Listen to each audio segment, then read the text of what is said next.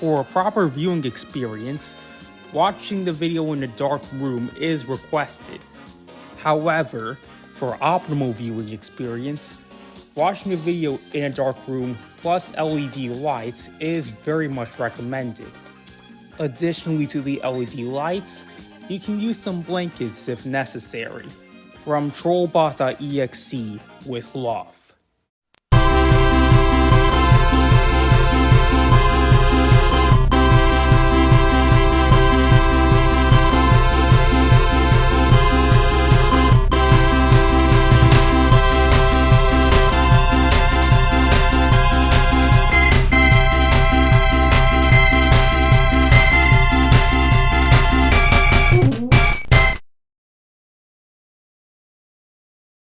Yo, gang. What's up? It's Trollbot.exe, and I'm back with another video. Today, I'm doing another anime review, and as promised, it's Blue Comet SPT Layzner, a 1985 anime from Sunrise. The anime was created by Tsunehisa Ito and directed by Ryosuke Takahashi from VOTOMS.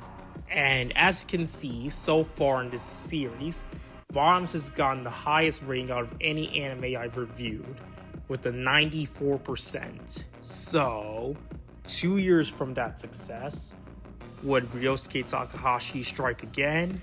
Find out in production. The main gimmick of Layzner was the computer system inside titular mech, Rei, which is what Takahashi was focused on. Through the computer system Rei, Takahashi hopes to incorporate elements of Astro Boy into the series, seeing it as a throwback to the first ever robot anime. Also, during production, Sunrise saw this series as a successor to VOTOMS, also from 1983, though it was directed by Takayuki Kanda, not Takahashi, as he was busy with VOTOMS. Elements of this are present all over the series, especially in the first half, with the show focusing on a group of children in the middle of space. Now, here's where things go south. Originally, the show was supposed to run for 26 episodes, focusing on the kids in space. However, the show got extended to 52 episodes, despite ratings not exactly being the greatest. However, that 52 episode run was cut down to 38, as Bandai forced a cancellation 2 weeks before that final episode aired. And this had a heavy impact on the quality of the series in the second half. The episode fluctuations were Bandai's fault, by the way.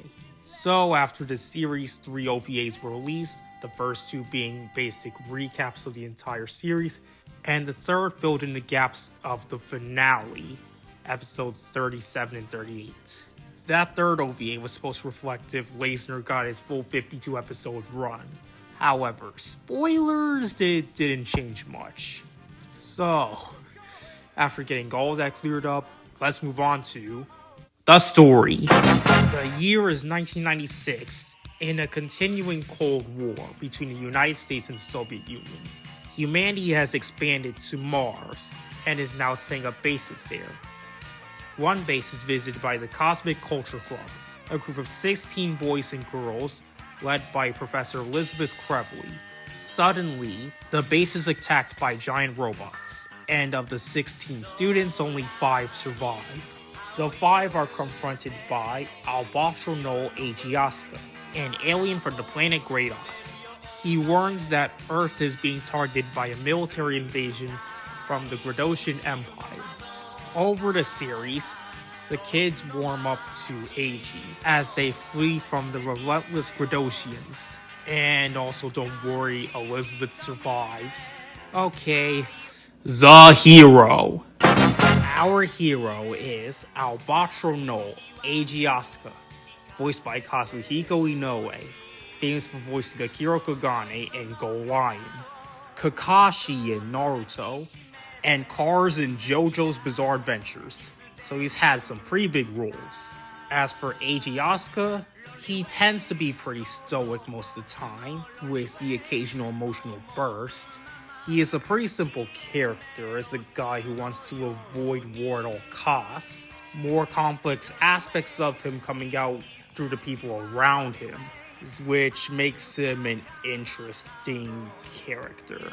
He reminds me of Kiriko if Kiriko was made of about 60% dog rather than 99%. Also, Eiji is 19 years old.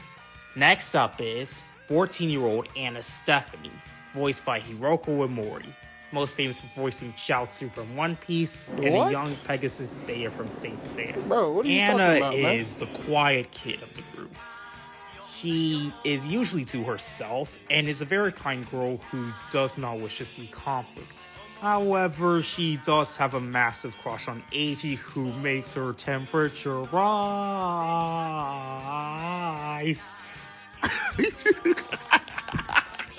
I just had to do that because just watch the second half of the series, especially at the end. Okay, besides her crush on Eiji, there is not much else to her, and she is very much friends with everyone on board. Overall, she is a pretty bland character, and is probably an insert for female fans. Okay, let's move on to 17-year-old David Rutherford, voiced by the late Hideyuki Umezu, famous for voicing Barry the Chopper in Full Metal Alchemist Brotherhood, Diamante in One Piece, and Zoltan in Turbo Ranger. Now, David is easily my favorite character out of the entire main cast.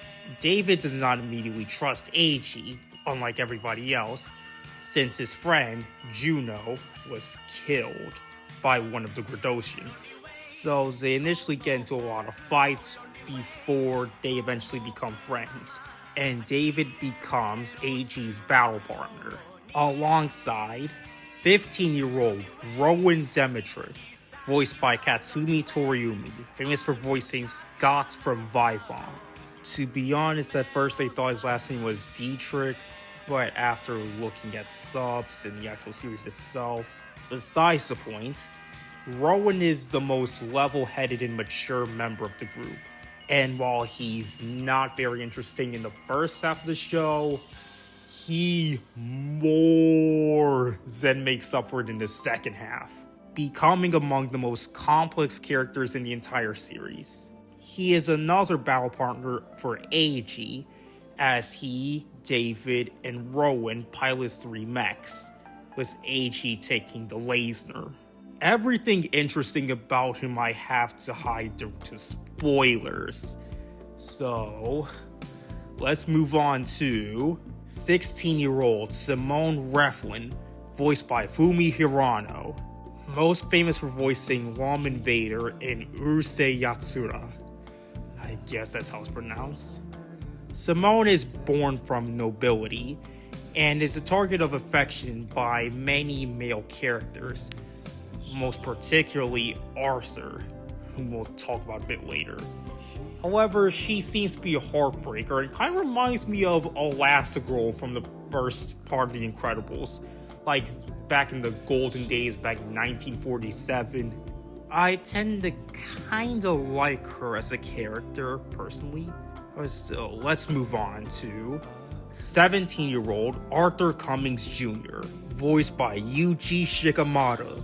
Arthur is well-liked despite being the comic relief and occasionally annoying at times, and he has a massive crush on Simone. He is also a closely trusted confidant of Rowan, and the two are best friends, which will become very important in the second half of the show. Overall, I like him. He's pleasant enough. Finally, we got 24-year-old Elizabeth Clabbery, voiced by Keiko Toda, who voiced Karali Chiba in Ideon, and Hajime Amamori in Queen Millennia. Elizabeth is a calm, cool-headed person who becomes a technical caretaker of Eiji and the kids. The only complexity we get of her is through another character named Clayton, who seems to be an ex-lover. Overall, I feel like we could have done more with her character. Okay, now let's go on to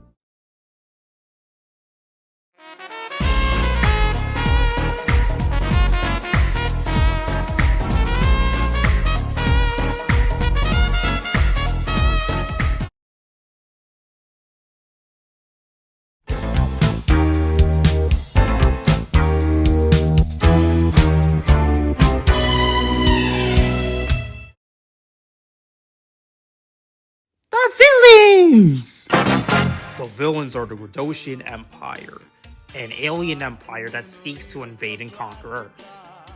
Their invasion fleet is led by Admiral Gresco, voiced by the late Takashi Watabe, responsible for the voice of Gaizok from Zambot 3, Don Horror in Space Sheriff Gavin, Kiba Dio in Fist of the North Star, alongside many other roles. Gresco seems to be the typical big bad, though unlike others we've covered, we actually get to see him much. However, his personality really gets to show in the second arc, where he begins appreciating Earth's art, and hides some secrets about the relationship between humans and Gradosians from his son, Rukine. However, overall, as a villain, I feel like we could have done a bit more with him. Given this series is supposed to be 52 episodes, I think 52 episodes would have been more than enough time for him to develop. Next up is Amos Gale, voiced by Hideyuki Hori, responsible for voicing Captain Ginyu in Dragon Ball Z and Warsman in Kinnikuman. Gale is an interesting character as he does not want to kill Eiji, since Gale is trying to marry Eiji's older sister, Julia. He is also a very well-liked member of the Gradosian military. He and Eiji have a very interesting conflict in the first half of the show, so let's move on to his underling. Second Lieutenant Ensign Carla Igel, voiced by Run Sasaki, most famous for voicing Mimsy in Orgus. Carla is very loyal to Gale, and is willing to defend him even when it's against her orders. Secretly, this is because she herself has feelings for him, though he himself is engaged. You're gonna see all these villains have some sort of relationship to Julia, direct or indirect. And with no exception, Ghostero, voiced by Masashi Hirose, most famous for voicing King Riku from One Piece, and being the first dub-over voice for Apu from The Simpsons. Ghostero is basically the crash dummy. All he thinks about is murder, violence every day. And he himself has tried to make advances at Julia more than once. And he himself is not well liked by any of the other characters, including his fellow Gradosians. So basically, he's a YN of the group. Okay, so this is part 1 of the Layzner review. Since I see I won't have enough time to cover the mechs, episodes, music, and animation, and closing thoughts in 3 minutes. And YouTube only allows me to make videos up to 15 minutes long, so stay tuned for part 2. And in the meantime, like, subscribe, and comment down below. And later, fools!